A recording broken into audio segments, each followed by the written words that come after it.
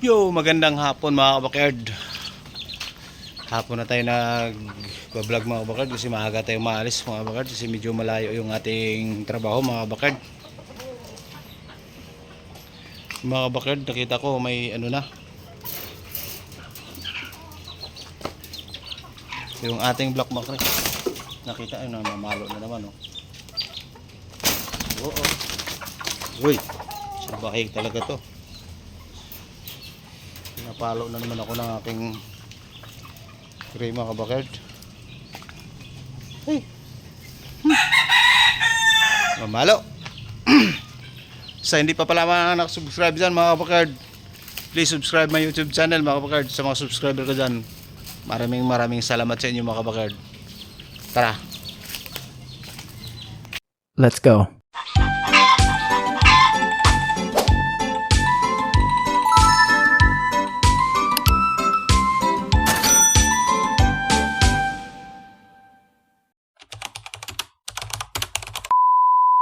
Dito din mga kabakerd, may dun sa kabila, mayroon na akong nakitang itlog, dalawa. Ayun o mga kabakerd. Silip ko sa inyo mga kabakerd. Ayan mga kabakerd, medyo maliliit. Sa pulit lahat natin to mga kabakerd. Ayun. Ayun. Kukunin natin mga kabakerd. Kukunin ko kasi matagal na naman ito masisira lang mga kabakerd. Ito mga kabakerd oh, ang late oh. Pangatlo na itong itlog nung pulit natin, yung pumpkin. Walang kung may similya to mga kabakerd. Ito yung kuan. Ilagay mo lang natin ito sa tray mga kabakerd. Ipunin natin dito. Baka bukas pag madagdagan. Mahirap kasi pag araw-araw salang putol-putol din yung pag napisan dito mga kabakerd. Hindi rin sabay-sabay. Ito na lang mga kabakerd oh. Yan na lang natitira.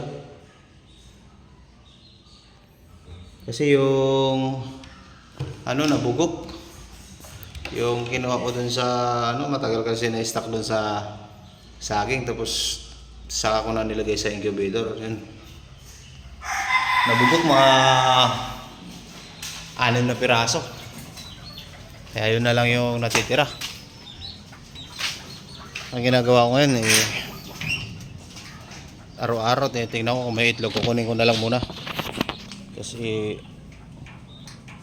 ilagay ko muna sa tray. Saka mo isa lang.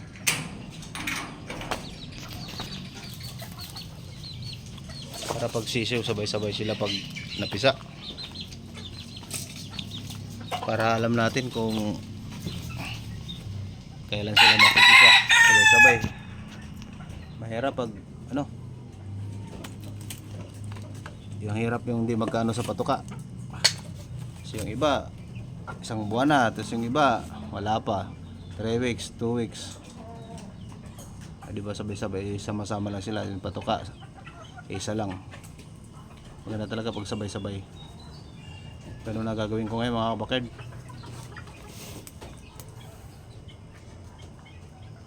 Ito yung ating gray mga kabakerd oh.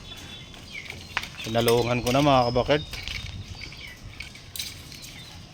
Ang kaano ko lang, ganda sana ng manok na to, ang tangkad oh. Problema, tumba yung buntot eh. No? Ganda sana ng manok na to. Matangkad, haba ng paa. Ganda ng tindig. Problema yung buntot niya, tumba.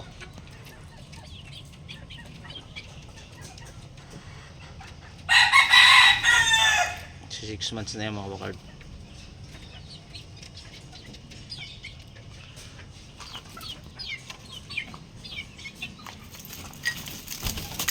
Medyo mailap lang mga kabakerd oh. Yun, pakita natin. Ito siya mga kabakerd, mahihain lang sa camera. Yan.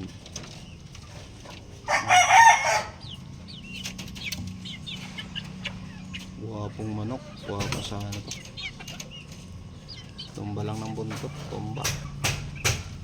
Ayan buntot niya oh, paling. Yung mga tumbang-tumba, medyo paling lang talaga. Nakakita kasi ako sa manok na ganito mga kabakard. Pero magandang klase.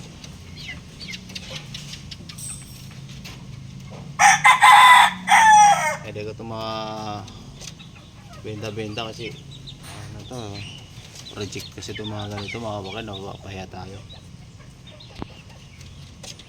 So update lang muna tayo ngayon mga kabakard kasi medyo busy tayo mga kabakard. Medyo maaga tayo makakalis tapos medyo madilim na, buti nakahabol ako ngayon. Sa mga hindi pa pala nakasubscribe dyan mga kabakard, please subscribe na YouTube channel mga kabakard. Sa mga subscriber ko na dyan, maraming salamat sa inyo mga kabakard. God bless.